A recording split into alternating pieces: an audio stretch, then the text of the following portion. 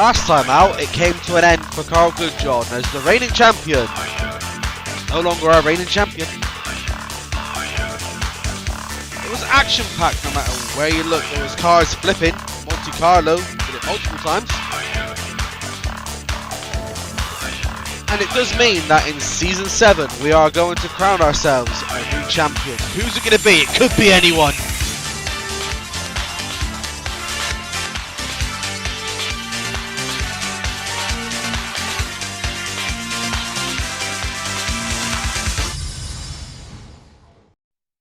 Welcome back to the Diecast Wars. As always, I'm your host, Rob Allen, and I hope you are over the shock like I am.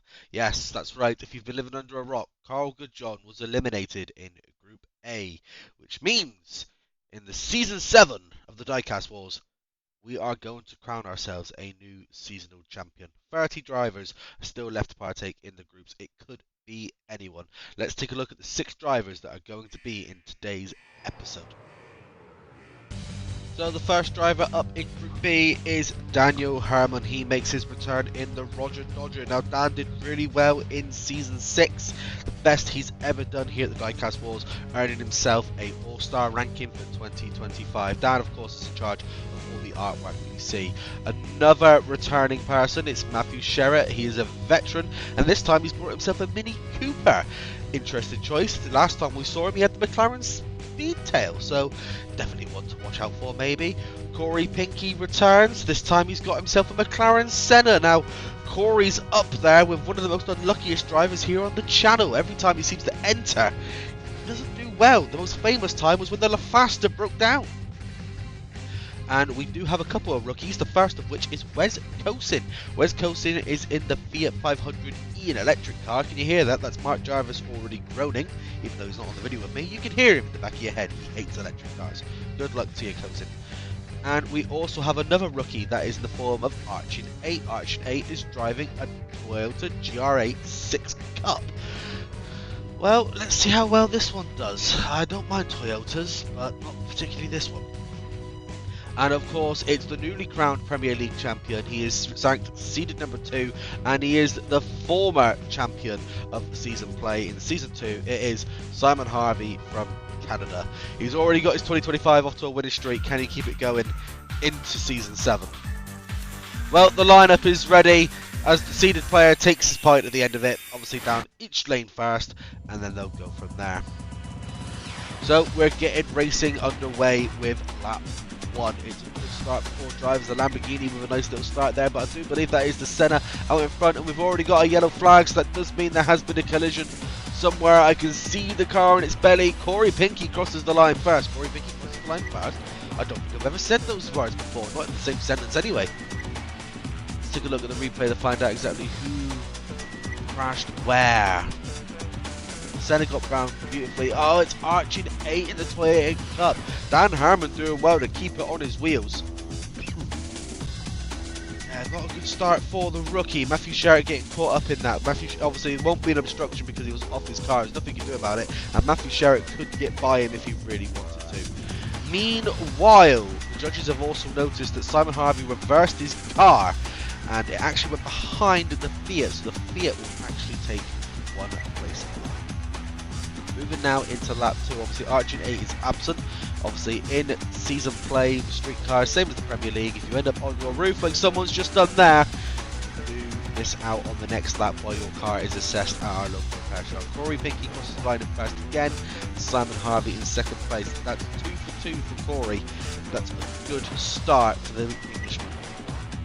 This time it's the other rookie in the Fiat. I suppose that's why they're rookies. They haven't had much experience on the channel.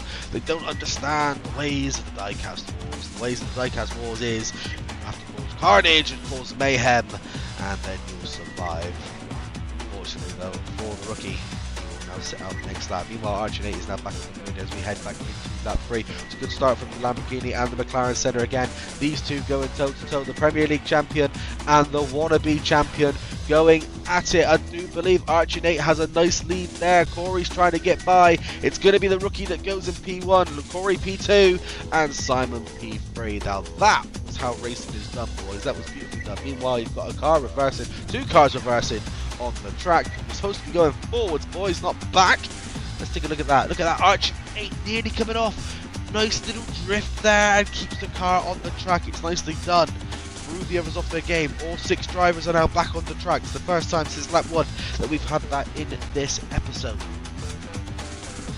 The merger where it causes mayhem and we've got a yellow flag. The merger's done what it's designed to do. It is to put the drivers off. The merger new for 2025 here at the Diecast Wars, doing its job properly.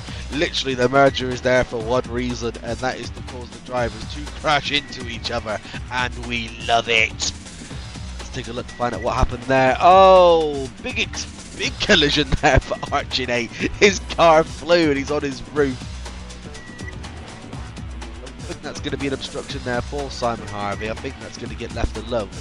Meanwhile, Matthew Sherratt in the background there has been told by the judges that he's not going to get points for the lap. Let's take a look. Now, as you can see, Matthew Sherratt is more than 75% off the track, which means the car is classed as a DNF. If you want to see our official rules, head on over to our Facebook page where you will find rules and regulations.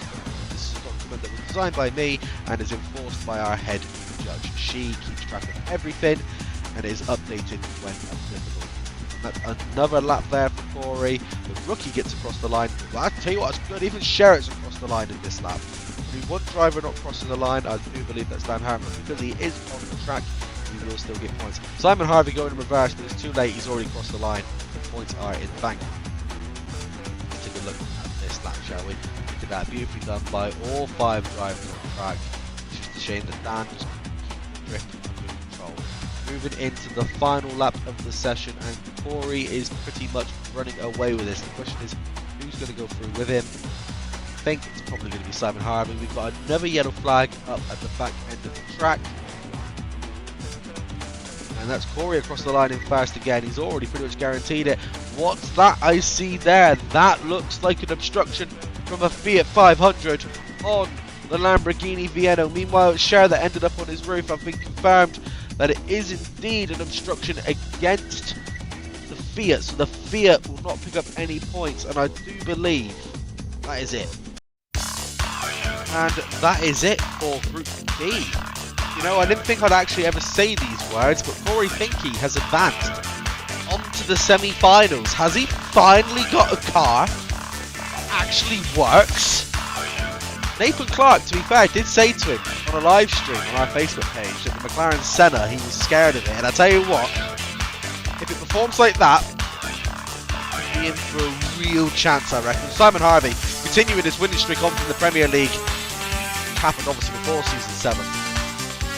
Both of these advance onto the semi-finals where they'll make our runner-up and our winner of Group A. Obviously, Group C is around the corner. However, between now and Group C, we've got a Grand Prix. Yes, the Formula 1 drivers are back in our next episode. I can't wait to see how they perform. They've had a month to get their cars fixed because the next episode from now is the first episode of the month. So remember, the very first episode of the brand new month is our Grand Prix, which runs from February all the way to November. I can't wait to see how they get on. Can't wait to see how the continuation of Season 7 gets on. So make sure you don't go anywhere. Make sure you've got the subscribe button hit and make sure you've got the notification bell turned on. We will be back with the Formula 1 cars in our next episode. The question is, who's going to join these guys in the semi-final?